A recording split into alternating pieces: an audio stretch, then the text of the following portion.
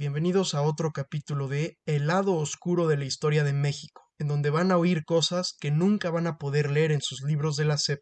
Entonces nos quedamos en que Maximiliano llega a México. Como Maximiliano era una persona preparada, se puso a investigar para saber cuál era la situación de la nación que iba a dirigir y descubrió que México estaba endeudado hasta las manitas, por lo que como era una buena persona, decidió pedir préstamos para cubrir las deudas de México, prometiéndole a sus prestamistas que con lo que hiciera producir a México les iría pagando. En cuanto a dónde lo pusieron a habitar los conservadores mexicanos una vez que llegó a México, lo decidieron instalarlo en una loma, la cual se conocía y se sigue conociendo como la loma de Chapultepec. Chapultepec proviene de las lenguas indígenas y si lo tradujéramos al español castellano, significa el Cerro de los Grillos. Es en esta famosa loma en donde durante el Imperio Azteca los grandes gobernantes tenían sus casas de verano, a donde se iban para descansar. Como los conservadores mexicanos querían que Maximiliano se sintiera como en casa, empezaron a contratar a los mejores artistas y a los mejores arquitectos para que dejaran ahora sí que el castillo de Chapultepec lo más a la europea y lo más de lujo que se pudiera, hasta llegando a importar obras de arte y muebles europeos. Los conservadores fueron muy lejos para hacer sentir a Maximiliano que estaba en un país muy a la europea. Hasta inclusive llegaron a ponerle damas de compañía a Carlota. Las damas de compañía en aquel entonces solo se le ponían a las reinas y las damas de compañía tenían sangre noble. Sin embargo, en México, las damas de compañía que se le pusieron a Carlota eran damas de compañía falsas, porque en aquel entonces, ¿de dónde íbamos a sacar sangre real europea en México?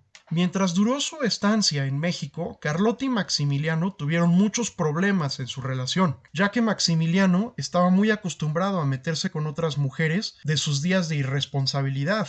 Lo que hacía Maximiliano es que le decía a Carlota que se tenía que ir en viajes de negocios muy lejanos y muy largos, y sí, dejaba por muchos días sola a Carlota, mientras él se iba a acostarse con indígenas mexicanas. Y obviamente cuando Maximiliano regresaba a casa tenía muchos problemas y discusiones con Carlota, por lo que Carlota ordenó que se construyera un camino muy recto y muy largo para que su marido, sin importar a dónde fuera, siempre llegara a dormir con ella. A este camino se le conoció como el Camino de la Emperatriz, ya que se construyó gracias a los celos de Carlota. Y hoy en día ese camino sigue existiendo. Sin embargo, hoy en día se le cambió el nombre. Hoy en día se le conoce como Paseo de la Reforma y la mayoría de los mexicanos, si no es que todos los que viven en la Ciudad de México, lo conocen, ya que esta es considerada como la calle más bonita de todo el país. De todas estas mujeres con las que se metió Maximiliano, empezó a surgir el rumor de que Maximiliano tenía sífilis y que por eso no se acostaba con Carlota. Y el hecho de que nunca tuvieron hijos ni Carlota ni Maximiliano,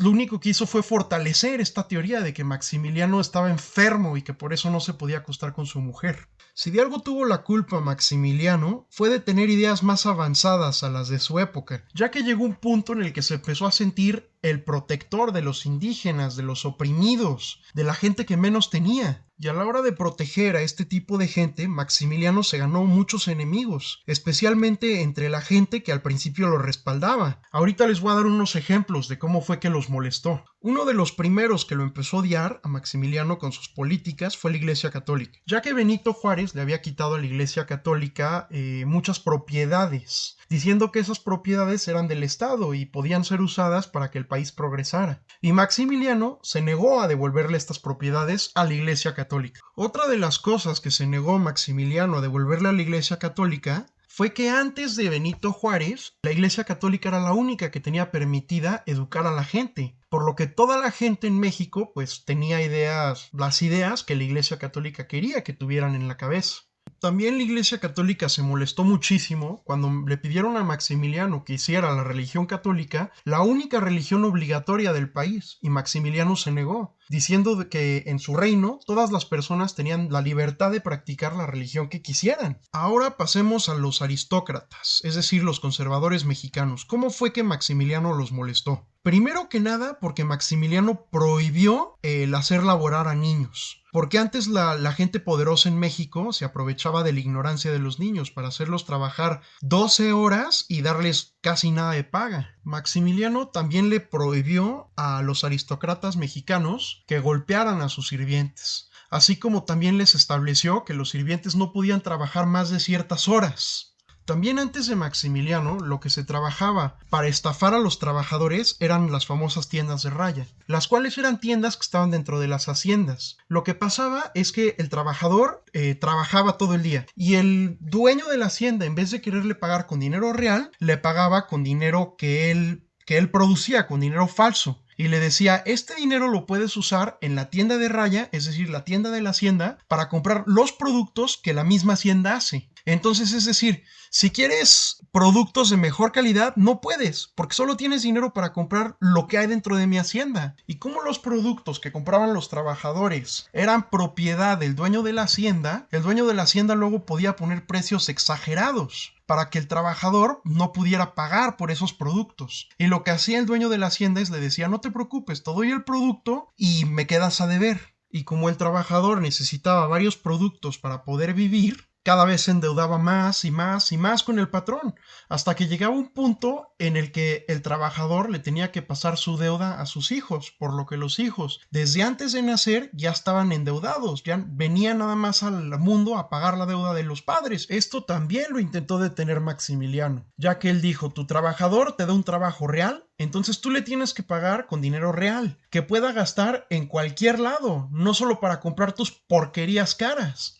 Maximiliano también vio que muchos indígenas no sabían ni siquiera hablar español y en aquel entonces todas las leyes estaban hechas en español. Entonces, como los indígenas no podían comprenderlas, pues muchas veces les veían la cara, diciéndoles, no, pues la ley dice eso, esto, y no te queda de otra más que obedecerme. Entonces dijo Maximiliano, vamos a poner las leyes también en lenguas indígenas para que todo mundo pueda comprender la ley. Con todo esto que hizo Maximiliano, ustedes dirán, bueno, pues entonces se hizo enemigo de la iglesia, de los conservadores y ricos, pero entonces los liberales de seguro lo empezaron a aceptar porque estaba haciendo lo que ellos querían. Pero no, se equivocan, los liberales no dejaban de verlo como un invasor, como una persona que no debía estar ahí porque no era mexicano. Entonces, si nos ponemos en los zapatos de Maximiliano y pensamos, no había forma de ganar, porque si haces lo que los conservadores quieren, enojas a los liberales. Si haces lo que los liberales quieren, enojas a los conservadores. Entonces, hagas lo que hagas, tú eres el malo y todos te odian. Y fue en este punto, cuando ya Maximiliano tenía enojado a todo mundo, que la suerte empezó a estar en su contra también. Porque en Estados Unidos se acabó la guerra civil y fue cuando Estados Unidos volteó a ver a México, vio que los franceses estaban invadiendo México y le dijo al ejército francés, no tienes nada que hacer en América, salte. De igual manera, en Europa, Napoleón III, que era el que estaba apoyando a Maximiliano, empezó a tener problemas en su propio país, ya que empezó la guerra con Prusia. Entonces Napoleón III empezó a llamar a todas las tropas que tenía en México francesas y les empezó a decir, vénganse a casa porque aquí en casa los necesitamos, nos están atacando una nación extranjera. Y fue en este punto en el que Maximiliano pensó en huir porque tenía enemigos por todas partes y ningún aliado. Pero Carlota logró convencerlo de que se quedara, diciéndole, oye, pues ¿quieres pasar a la historia como un cobarde que huyó cuando las cosas se pusieron difíciles? ¿O quieres pasar a la historia como un héroe que peleó por lo que creía? Esto también lo logró Carlota porque le prometió a Maximiliano que iba a ir a Europa a pedir ayuda para él.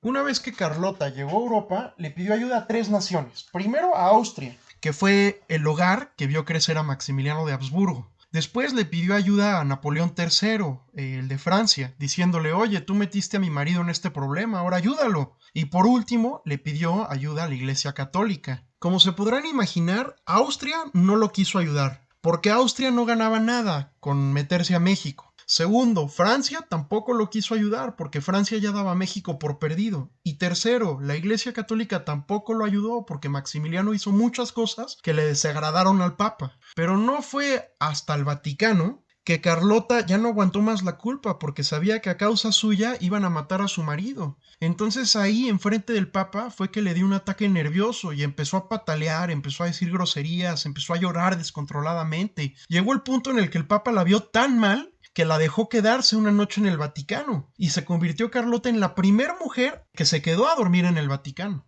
Mientras tanto, lo que sucedió en México fue que Estados Unidos le empezó a proporcionar armas y entrenamiento a los hombres de Juárez. Y le dijeron, ahora sí, ya tienes lo que necesitas, ve y recupera tu país. Entonces, ya preparado, llegó Juárez a la Ciudad de México y Maximiliano, sabiendo que no tenía ni tantos hombres como Juárez, ni tan bien armados como él, pues tuvo que huir a Querétaro. Aquí lo que es importante notar es que había gente que, a pesar de que era mexicana, estaba del lado de Maximiliano, protegiéndolo en contra de Juárez, ya que estas personas que estaban cerca de Maximiliano podían ver que era una persona buena, que tenía buenas intenciones para el país. Entonces las podríamos ver de dos formas, dependiendo de nuestro punto de vista, como traidores por estar protegiendo a Maximiliano en contra de Juárez, o como gente que creía en la visión positiva que tenía Maximiliano para México. El caso es que Juárez persiguió a Maximiliano hasta Querétaro, decidido a deshacerse de la amenaza que representaba Maximiliano hacia su gobierno concretamente.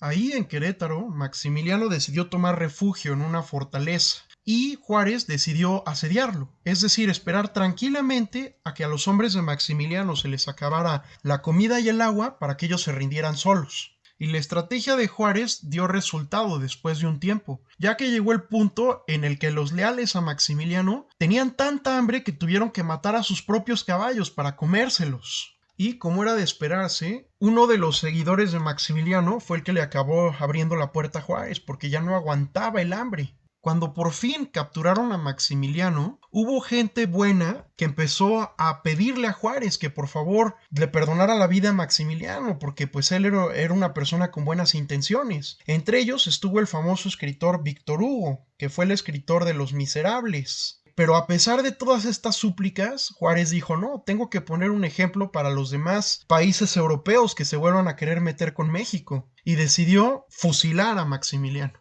En el momento de su fusilamiento, se dice que Maximiliano dijo unas últimas palabras, las cuales fueron, los perdono, y le pido perdón a todo el que se haya sentido lastimado por mí. Y si mi sangre debe de ser derramada para que México avance, que así sea. Yo me voy tranquilo, sabiendo que hice las cosas como yo creía correcto. Hay otra leyenda urbana en torno al cadáver de Maximiliano. Se dice que en aquel entonces los ojos azules en México no eran nada comunes y Maximiliano tenía unos ojos azules preciosos de color cielo. Entonces se dice que al cadáver de Maximiliano algunas personas le arrancaron los ojos y cuando el cadáver le llegó a su madre sin ojos, la madre dijo, no cabe duda de que en México siguen siendo unos salvajes. En cuanto a Carlota, vivió una larga y triste vida, ya que nunca logró recuperar su sanidad después de que asesinaron a su esposo por su culpa. Ya para concluir, lo que podemos deducir es que Maximiliano creía que iba a pasar a la historia como un héroe. Sin embargo, en nuestros libros de historia ha pasado como un villano que quería invadir y tomar lo que no era suyo.